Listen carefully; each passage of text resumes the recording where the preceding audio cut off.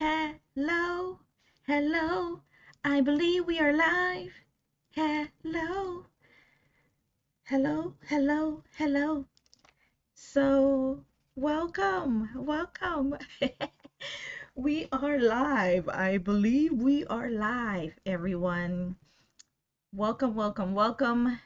Good morning, good afternoon, good evening, good night, wherever you are around the world. Welcome to your weekly Pulse check with Dr. Dale. You are in the right place at the right time with the right person doing the right thing. So, welcome. I am in, for those that don't know, in South Florida. So, it's Eastern Standard Time and it's about 12:14 p.m. in the afternoon. And today, what's today's date? Wednesday, July the 10th. I hope everyone enjoyed their holiday last week, 4th of July. It was yummy. The sun was piping hot and still is over here on the East Coast. Is it East Coast? South Coast? I don't know. One of those coasts. So, hello everyone. Welcome. I wanted to kind of the conversation today, as usual, it's a hot one, For those that don't know my channel, what we talk about here every Wednesday, 12:15 p.m. Eastern Standard Time, is about emotional intelligence. We talk about the workplace. I did my research on emotional intelligence for about 7, 8 years. That's what I did my doctorate on, my doctoral degree, Doctor of Business Administration. And with what, 16, 17? I don't know, 18, I don't know how many years now in HR, over 15 years of HR professional, from HR coordinator, working my way up the rank all the way to executive chief human resources officer, and now providing my services to everyone around the world. So that's what this channel is about. It's emotional intelligence and how it has saved my life. It continues to make our lives easier, not only in the workplace, but also everywhere that there's a human being, that have relationships. It bridges the gap, right? So when I was in the workplace, I realized a lot of issues and miscommunication and misunderstandings, and how emotions played a part on how people interacted with each other. And during that time, I was doing my master's and collided, I ran into the word EQ, and I said, that's the ticket. It helped me. I put it into practice. I teach and train others on it. And, not only my research shows that it works, but countless research out there shows that it works, right? So I say sometimes when, in the workplace, employee, because that's what we talk about here, employee, employer in the workplace, and how making things better. Hi, Sam. Thank you for stopping by. Thank you. Who is this? Mandala Therapy. Hi, thank you for joining. Hope I said your name right. Sorry if I didn't. So sometimes I know in the workplace or in everywhere that we are, right, that employee, employer, it can seem like there's a gap in the communication and how we interact, and what the employer wants, what your boss wants, what the employee wants. But in reality, we all want the same thing. Employee love what they're doing. They love, if it's, especially if it's a career or a job that they have invested time and resources getting a degree and all of this stuff, then they want to do that, right? And they want to do it with a smile on their face, right? They want to enjoy it, and they want to be in an environment that, adds to that, right? That allows them to thrive and grow, right? And the employer, they want to make their money. They want their business to grow. They want their customers to be happy, and they want to be in business for a long time. So we all want the same thing. It's just sometimes I believe, and I realize, that emotions play a lot in how we get those things and that communication out, right? And sometimes a lot of stuff can come in the way. People have lives, people have, miscommunications happen, misunderstanding happen, and all of that stuff. You're telling yourself something in your head, but in reality, they're telling themselves something else, and it's not the same thing. So it's a lot of gray areas in there, and sometimes it can go awry, and it can hurt, right? And so much so that it can cause someone to lose their job, right? Or to cause people to say and do things that they later on regret, right? So I realized that emotional intelligence helps greatly, supports bringing both of those relationships together. And that's why I'm all gun ho for EQ, which is EI, same thing. And right, Senya, right? Yes. That's why I'm like all for it. That's why I did my research on, and that's why I pray and I wish that somebody had kind of brought me to this when I was starting in HR years and years ago.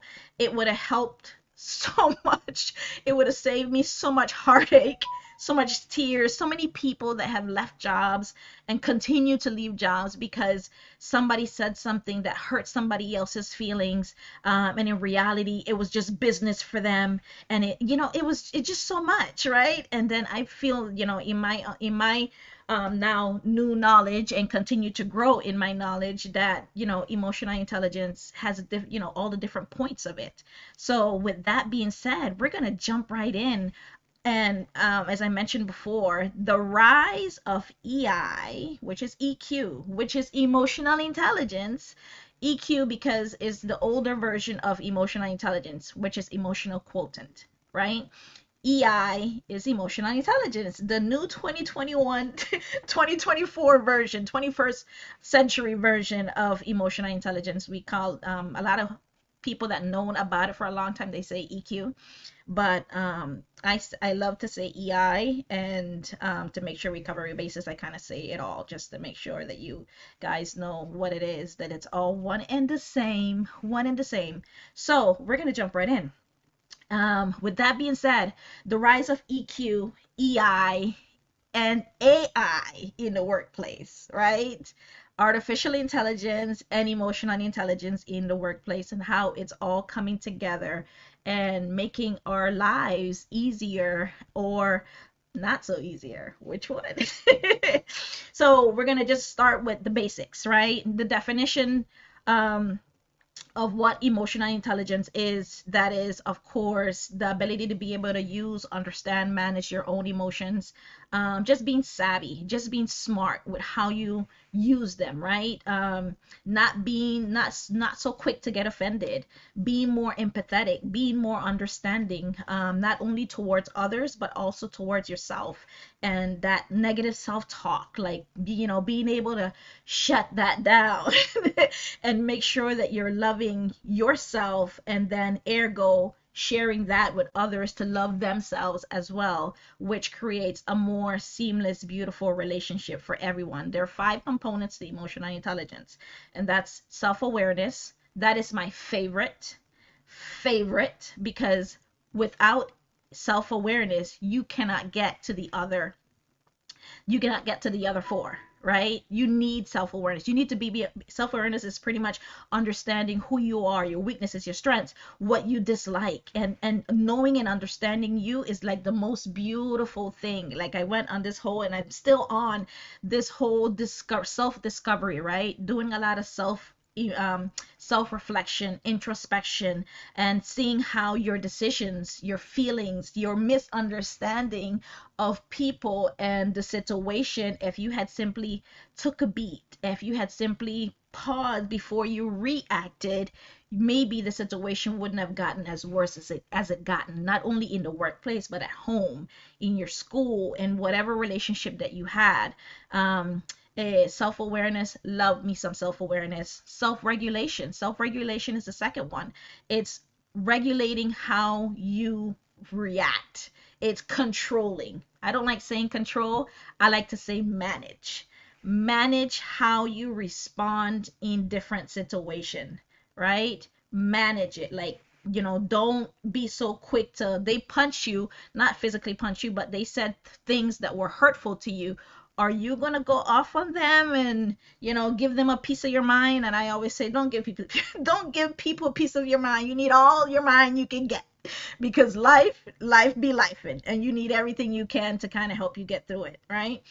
So instead of going off on them and giving them a piece of your mind, maybe look the other way. Maybe walk away. Maybe um, eh, tell them at this point in time, based on how you reacted, this is not the conversation for me, and it's not going to help the situation. So I'm going to walk away, and let's kind of revisit this another time, right?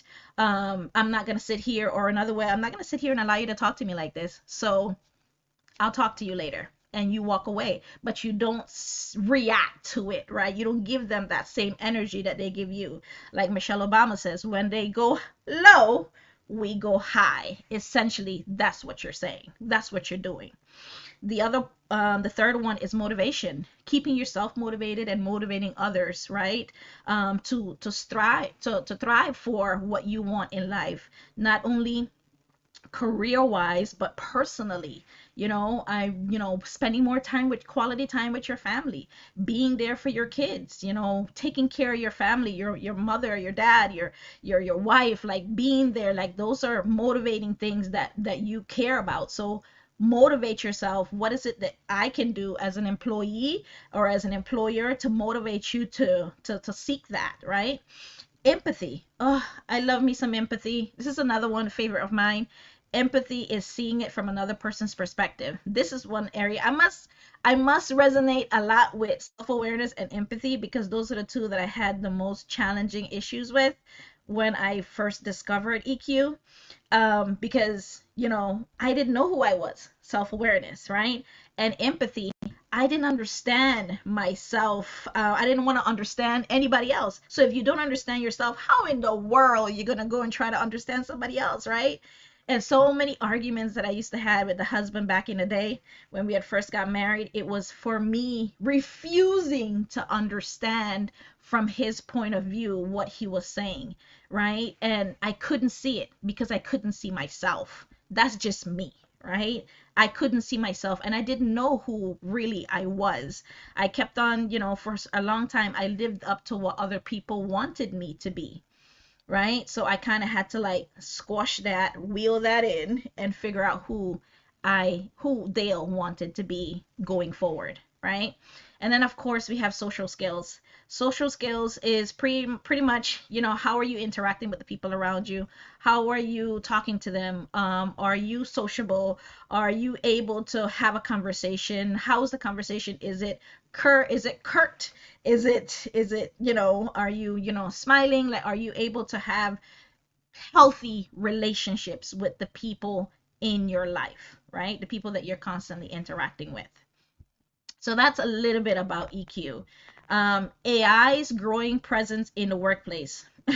Well, the AI is artificial intelligence is quickly moving forward, whether you're for it or you're not. The question is, what are you? Are you one of those people, not only from an employer standpoint, but are you one of those people from an employee standpoint that you're gonna think is gonna go away? It's not going anywhere. It's not going anywhere but forward, which is towards the future, right? AI is used in recruitment, how it's applied in recruitment, chat bots, people are using it, businesses are, they're using it now to help them with, screening resumes and stuff, right? Employee engagement.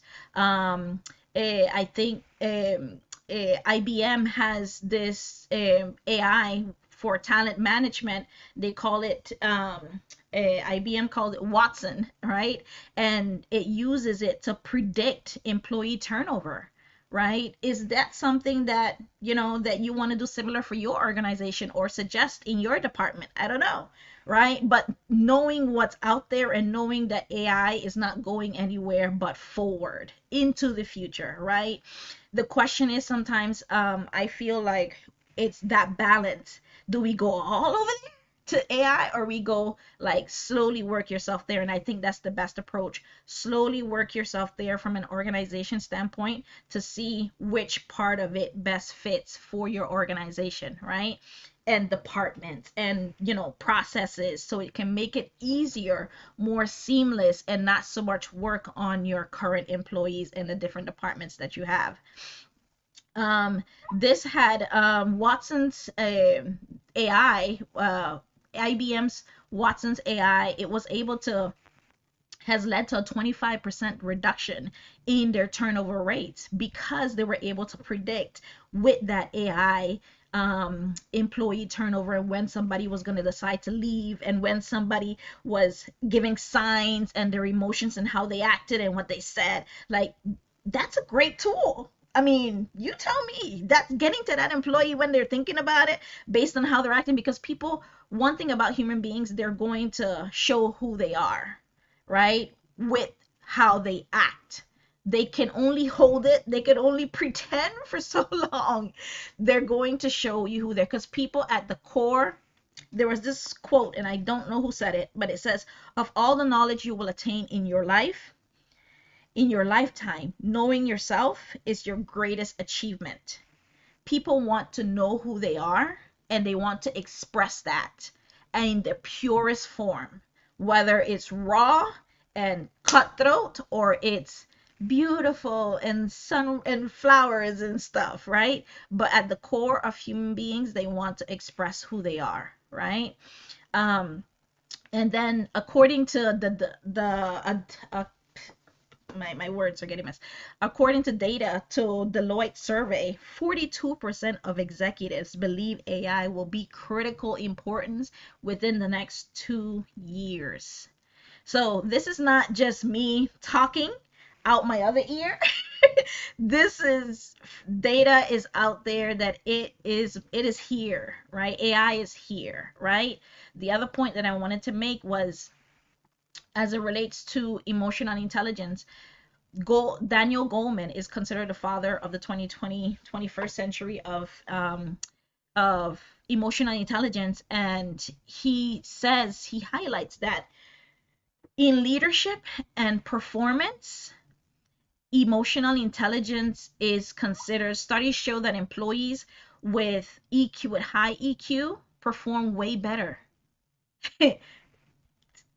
This is the data, you guys. They perform way better and have higher job satisfaction, meaning they so satisfied with their job that they are like gun-ho for their boss and for their employer and the vision and the mission. They are there and they're performing so much better. People with high EQ, right? EQ is not going nowhere. As we get closer, it's funny, right? As we get closer to AI, which is machines, um, that's how it's requiring us to get even more so closer to the human touch, right? The human, because you don't want to lose that, because who's managing these tools, right? Who's managing these resources and these technology? It's human beings, right? So you don't want to lose that human touch, because all of the services and products that your company is putting out, it's for dun dun dun human beings. So it's important that you don't leave the human touch out of it, and that's where emotional intelligence comes in. The third point that I wanted to make was how AI can enhance or complement EQ. How can we marry both of these together? AI can analyze large amounts of data at a given time, right? To provide insights into the employee behavior.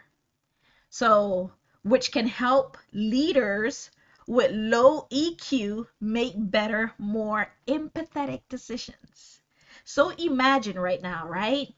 Your HRIS system, your talent system that you have, whatever system that you're using, your learning management system, being able to gather data from that to let you to decide to see how your employees are behaving or acting towards a certain project or initiative or merger or whatever, and being able to say, okay, based on the data is telling me that Tommy doesn't like change. So let me go and talk to him, because this change that's coming is probably going to make him uncomfortable, so uncomfortable that he's going to probably think about leaving. And now, me as the boss of the department, as the leader of the department, let me go and tackle him and kind of talk to him, see how he's feeling, and making sure that he's comfortable and understanding what the change is coming and why it's important, right? So knowing these kinds of things, it's not, now we're not shooting in the dark, we're not guessing who it's, before we were guessing and kind of covering our bases, right? Before AI. Now we can go directly to Tom, based, I'm giving, example, employee. We can go directly to Tom because we know Tom doesn't like change, right? So we can go directly to him and cater conversations based on what we know about him. And now, it can be easier, for he's not going to fight against that change. He's going to make sure he's going to actually be one of the advocates for it. Who knows? But now it's more, that's how AI and EQ can kind of marry each other, right? Another one is AI tools can assist in developing EQ, EI, by offering feedback on communication styles and emotional cues, like when somebody's acting or moving, and the face that they make. Again, people have, they want to express who they are, right? So they're making certain gestures, and how they move and what they say. They're telling you how they feel about working there, about being in that department, about that project that they're working on. People are letting you know every second of the day. The question is, are you paying attention? Do you know what cues you need to pick up on, right? And then there was a case study. Here's a case study for you. Cogito, maybe I'm saying the name wrong, uses AI to analyze phone calls in real time, right? Providing feedback to customer service representatives on their tone and their empathy levels, resulting in a 20% increase in customer satisfaction. So real numbers there, right? Cogito. Cogito? In Spanish it's cojito. Cojito. And in English, cogito? I don't know. One of them. That company. All right? They use AI to help them, their customer representatives, to increase how they're interacting with that customer, right? Hey, I'm gonna say Tommy again because Tommy is the one, the employee we're using today. Tommy, the AI listen to the tone of your conversation with the customer on the phone, and maybe you were talking over her. You probably didn't mean to, but you didn't listen to everything she had to say. She was still talking.